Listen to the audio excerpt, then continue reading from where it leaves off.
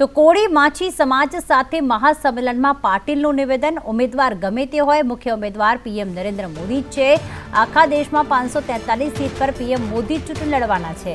કોઈ સાંસદે કામ ઓછા વત્તા કર્યા હશે, માફ કરી દેજો। કોઈ સાંસદ કામ નહીં કરે તો મને કહેજો, હું તમારું કામ કરી આપીશ। આખા દેશમાં 543 સીટ ઉપર ફક્ત મોદીજી ઊભા છે। સુરતમાં મુકેશભાઈ હશે, નવસારીમાં CR પાટીલ હશે, વલસાડમાં ધવલ પટેલ હશે, બારડોલીમાં પ્રભુભાઈ વસાવા હશે, કોઈ પણ હશે, પણ એની પાછળ એકમાત્ર ઉમેદવાર છે નરેન્દ્ર મોદી। કોઈ પણ સાંસદે કદાચ કામ ઓછા વત્તા કર્યા હશે, નાની મોટી ભૂલ પણ કરી હશે, માનવ સહજ છે, પણ આ વખતે એને માફ કરી દેજો, એને માફ કરી દો।